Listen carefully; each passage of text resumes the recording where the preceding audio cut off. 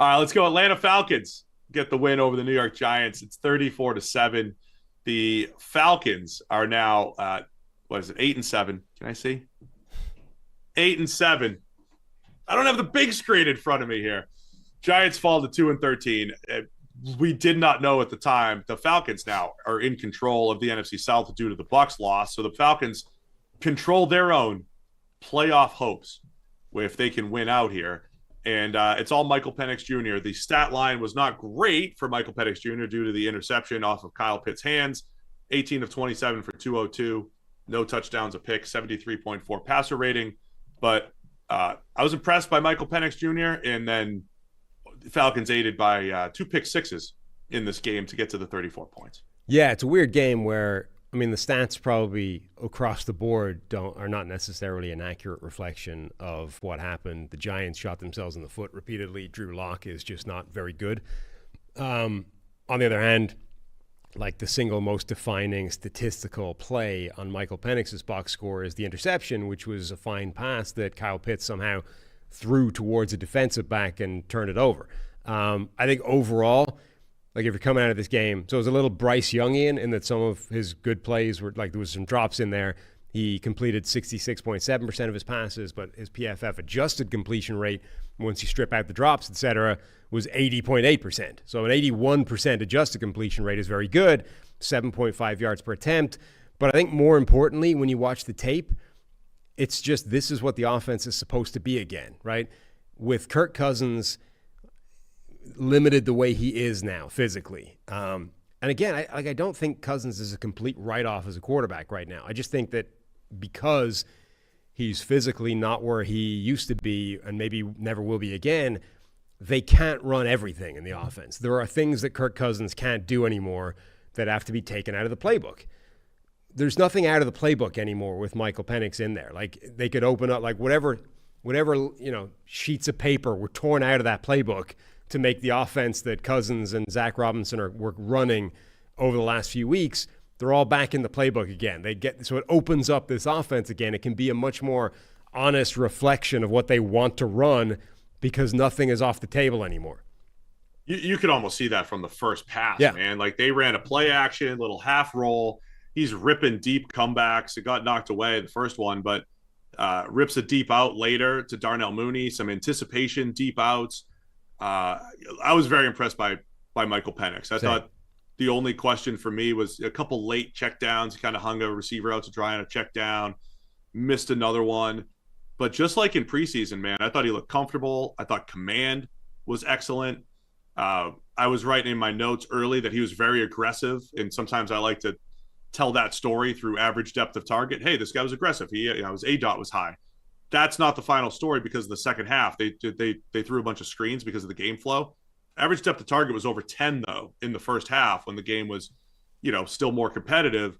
They were trying to take more shots, right? They were specifically saying, we have Mooney, we have London, we have all these guys to attack down the field. We're going to do it. So I was very impressed with Michael Penix Jr. Hit a bunch of backside, in cuts and everything. I thought he looked really good. And that, the Kyle Pitts drop, it wasn't even questionable. It was right in his hands, and he just kind of like served it up right to the Giants for a red zone interception.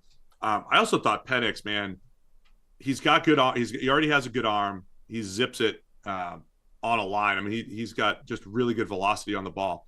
I saw him protecting his receivers on crossers over the middle of the field. Kind of, I'll give him the benefit of the doubt. Like the passes that look inaccurate, but he's like working it away from leverage, but still catchable. Little stuff like that was impressive. I'll give you one more thing. Our analytics friends focus a lot on the whole pressure to sack rate and how that's the thing to look at from college to the NFL. And so far, the last couple of years, Bo Nix has been really good at that. Anthony Richardson has been good at that. That's translated.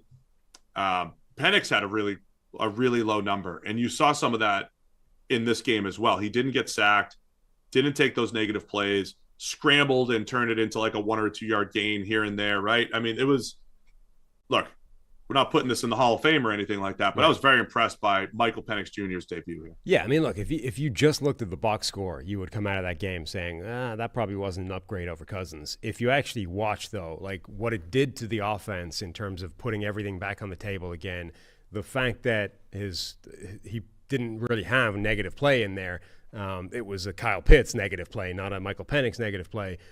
Everything you saw from this game, if you're the Falcons, you would come out of that going, okay, yeah, we made the right call. Like, this is the best option to win games right now. And okay, you're not necessarily going to get an indication of that against the Giants, who, if you just rolled out there and not, with anything, the Giants were going to do the job for you. But for the next couple of games, I mean, they're back in first position. They are now in control of the destiny again. One game has already put them back where they needed to go. Like, it was looking like maybe we've blown this opportunity for the playoffs. Well, they're right back in it now, and it looks like they do have the best quarterback option playing quarterback right now. So the other thing to highlight here, so they have a tough run. They got to go to Washington and Carolina. So 2 road games for Atlanta, 2 tough games, right, against a competitive Panthers team, and of course the Commanders that have 10 wins. But yeah, Atlanta, if they win out, they're back in control. They win the NFC South. Penix does look like an upgrade. Bijan Robinson had 8 first downs and touchdowns. He has his first run, just a thing of beauty. That stuff, it is artwork. Again, I would send that to the Hall of Fame. The best 10 to 15 yard runs in the NFL from Bijan. So I thought he looked smooth again in this one. And then we glossed over, at least I did, Jesse Bates with a pick 6, Matthew Judon with a pick 6. I mean, that's the reason why the Falcons ran away with this. And then from a Giants perspective, they're 2-13, a game ahead of anyone else for the number 1 overall pick. And the further we get into them just getting beat up on week after week, I think the jobs could be more on the line maybe than I had even anticipated a few weeks ago if they keep losing like this. Yeah, I mean, we're talking about a lot of these teams like, they're dead and buried, but they're actually still fighting pretty hard. The Giants are the one team where you could at least argue that. I mean, we'll get to the Raiders later, but the Raiders won a game where it actually damaged them significantly in terms of draft position. Carolina is winning games looking like a feisty team right now. Like, other teams are out here looking like they're still Tennessee. They're still fighting. They're dead and buried. They've got nothing to play for. They're coming back 30 points, trying to make it a game at the end. The Giants just look like they're checked out in large part. Except credit to Tyrone Tracy, spectacular catch at the back of the end zone, like showing the former wide receiver ability before he became a running back.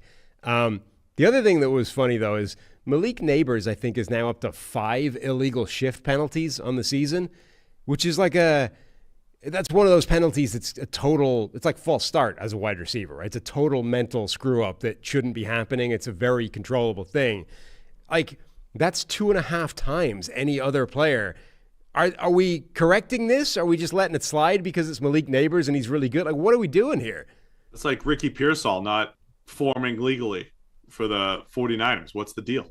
Right. With these things. 5 illegal shift penalties. Are we just not addressing this in the meetings afterwards? Like, can we coach this? It's bad. I mean, 5 or 6 weeks ago, I feel like I was apologizing a little bit for the Giants. Hey, they're more competitive. They're a bad team, but they're at least in a lot of games. They're not even competitive. And it's coincided with Daniel Jones being benched and clearly getting worse at quarterback. But Drew Lock hasn't played this poorly. How much do you think Daniel Jones is loving the developments, though? He's sitting there in the Vikings practice squad as they try and chase down the 1 seed and go into the playoffs looking like, a great team. The vibes are awesome. Kevin O'Connell's, coach of the year candidate. Meanwhile, the Giants, as soon as they decided he was the problem, are utterly imploding without any quarterback play. Jones is going to be the next guy that somebody says, okay, Sam Darnold, Geno Smith, Baker Mayfield, Daniel Jones, come on down. You're next. And you can honestly make a case that Daniel Jones never played behind, say, even a top 20 offensive line. Right. So always bottom 10. And I'm being generous here, obviously. And never really had a good group of playmakers. You could argue this year was his best because of Malik Neighbors, and he was in and out of the lineup, and he's a rookie. So I'm hearing those conversations in front office offseason discussions in the coming weeks. I'm hearing them happening. Anything else on this one? Nope. Thanks for watching all the way to the end of our video. For more great content, click here to subscribe and here to watch another video. We'll see you again soon.